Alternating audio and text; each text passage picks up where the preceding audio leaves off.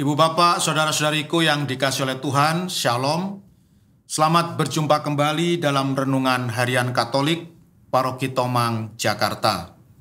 Hari ini hari Rabu, tanggal 15 November tahun 2023. Tema renungan kita hari ini adalah Syukur Pangkal Sukacita.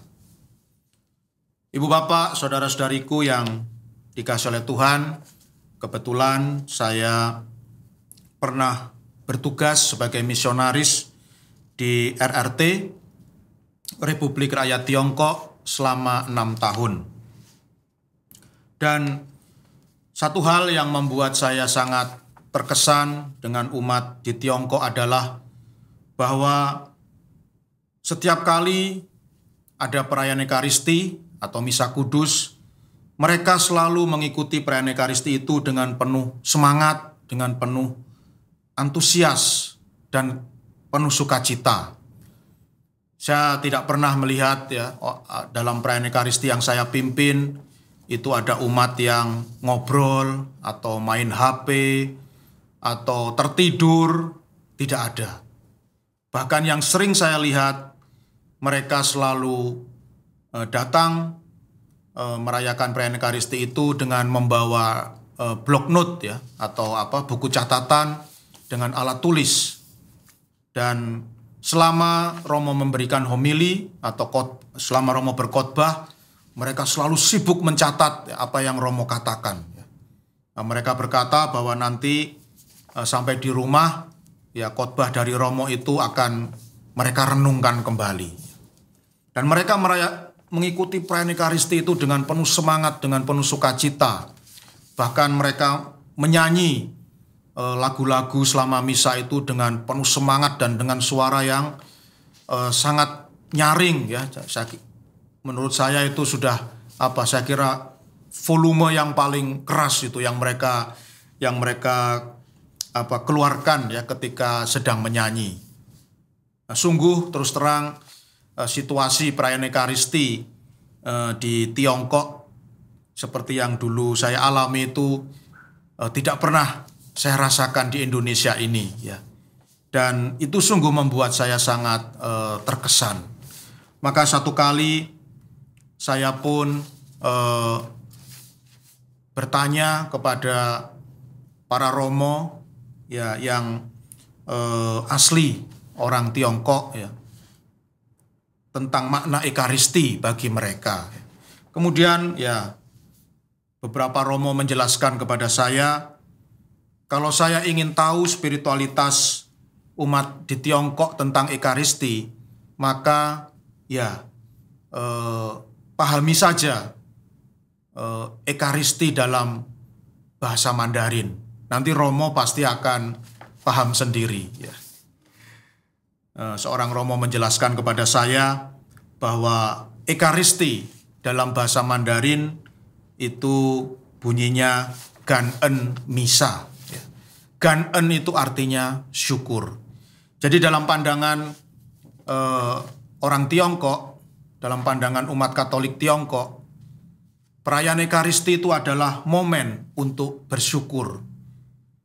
Mereka, ada umat yang berkata kepada saya, Romo, kami dari hari Senin sampai hari Sabtu, setiap hari oleh Tuhan diberi banyak rahmat, diberi banyak karunia, diberi banyak anugerah yang melimpah. Maka hari Minggu kami harus datang ke gereja, kami harus mengikuti perayaan Ekaristi untuk mensyukuri rahmat Tuhan yang diberikan mulai hari Senin sampai hari Sabtu. Sungguh kami ini tidak tahu diri kalau misalnya dari hari Senin sampai Sabtu kami menerima banyak rahmat dari Tuhan, lalu hari Minggu, sepanjang hari Minggu kami hanya tidur saja, tidak pergi ke gereja untuk misa. Wah, itu bagi kami itu adalah sebuah tindakan yang sangat keterlaluan dan tidak tahu diri. Oleh karena itu, dari penjelasan-penjelasan ini, saya pun menjadi paham mengapa umat Katolik di Tiongkok itu bisa sangat merindukan Ekaristi. Dan ketika Ekaristi dirayakan, mereka mengikuti dengan penuh semangat, dengan penuh antusias, dan Bahkan seringkali misa sudah selesai, mereka tetap bertahan di dalam gereja, tidak mau pulang, ya, melanjutkan dengan doa-doa pribadi. Luar biasa, ya. Karena dari pemahaman mereka bahwa Ekaristi adalah momen untuk bersyukur. Ibu bapak, saudara-saudariku yang dikasihi oleh Tuhan, dalam Injil Lukas bab 17 ayat 11 sampai 19 yang dibacakan dalam perayaan Ekaristi hari ini dikisahkan tentang 10 orang kusta yang disembuhkan oleh Tuhan Yesus. Dan dari 10 orang kusta ini, ya, Tuhan Yesus menyuruh ke 10 orang kusta ini untuk mendatangi seorang imam supaya mendapatkan kesembuhan. Tetapi Injil bersaksi bahwa sebelum mereka sampai datang kepada seorang imam, sakit kusta mereka sudah sembuh. Ini adalah sebuah simbol bahwa Tuhan Yesus itu sungguh baik hati. Ya. Jadi Tuhan Yesus memberikan syarat bahwa Ia akan menyembuhkan sakit kusta dari 10 orang itu kalau sudah menjumpai seorang imam.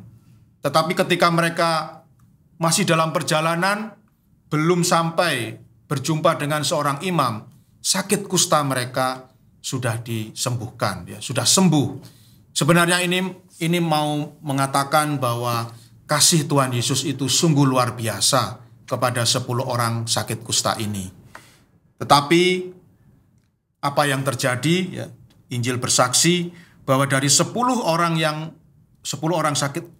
kusta ini yang disembuhkan oleh Tuhan Yesus, hanya 1 orang yang kembali untuk mengucapkan terima kasih kepada Tuhan Yesus, dan dia adalah seorang Samaria.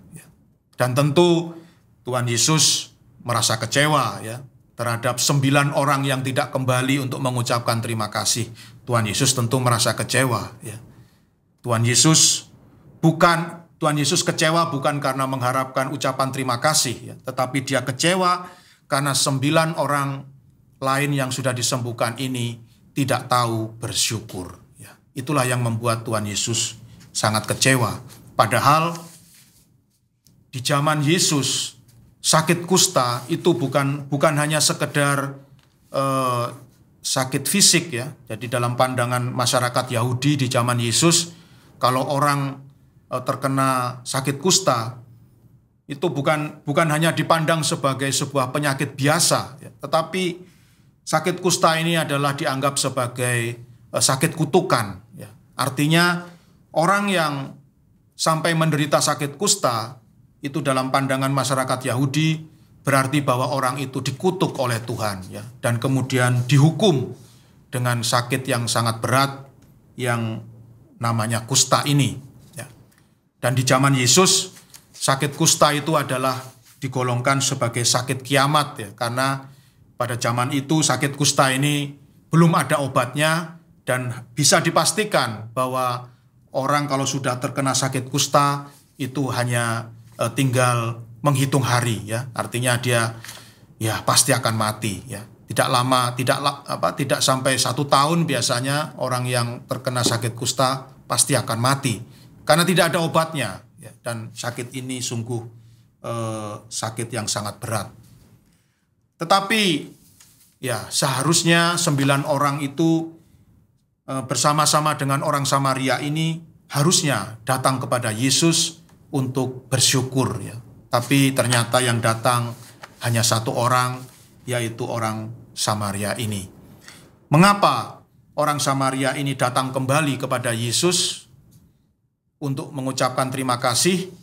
Karena dia sungguh-sungguh merasakan sukacita. Ia sungguh mensyukuri mujizat yang telah dianugerahkan oleh Tuhan Yesus kepadanya. Ia dibebaskan dari sakit kusta yang merupakan sakit kiamat, bukan hanya kiamat untuk tubuhnya, tetapi juga kiamat secara psikologis dan sosiologis. Dengan kesembuhannya dari sakit kusta, orang Samaria ini mendapatkan harga dirinya kembali, ya. Jadi cap atau stempel bahwa dia adalah kutukan Tuhan, ya, bahwa dia adalah orang yang dibenci, yang dikutuk oleh Tuhan. Dengan kesembuhannya dari sakit kusta, cap atau stempel ini pun dihapuskan. Dia memperoleh harga dirinya kembali. Maka dia pun sangat bergembira, sangat bersyukur dan bersukacita. Ya. Seperti yang dikatakan dalam Injil, seorang di antara mereka ketika melihat bahwa dirinya telah sembuh, kembali sambil memuliakan Allah dengan suara yang nyaring. Ya, jadi kata suara yang nyaring ini mau menunjukkan bahwa orang Samaria ini betul-betul gembira, betul-betul bersukacita dan bersyukur atas kesembuhan yang telah diberikan oleh Tuhan Yesus kepadanya. Ibu bapak, saudara-saudariku yang dikasihi oleh Tuhan, Santa Teresia Lisieux atau Santa Teresia dari kanak-kanak Yesus pernah berkata bahwa orang yang paling malang adalah orang yang tidak tahu bersyukur. Ya. Jadi orang yang paling malang itu orang yang tidak pernah memiliki rasa syukur di dalam hidupnya. Orang yang tidak mampu bersyukur. Ya. Padahal sesungguhnya begitu banyak rahmat dan berkat yang telah diberikan oleh Tuhan kepada kita dalam hidup kita. Ya. Tapi kenyataannya tidak semua orang mampu mensyukuri, tidak semua orang menyadari betapa besar kasih Allah bagi dirinya, dan akhirnya tidak mensyukuri segala rahmat Tuhan yang telah ia terima, dan sebagai akibatnya ia pun tidak pernah merasakan sukacita, tidak pernah merasakan kegembiraan di dalam hidup ini. Bagi dia hidup itu dijalani setiap hari ya sepertinya biasa-biasa saja ya. Jadi dari hari ke hari ya dia menjalani hidup itu, dia merasakan ya hidup itu biasa-biasa saja, tidak ada yang istimewa ya.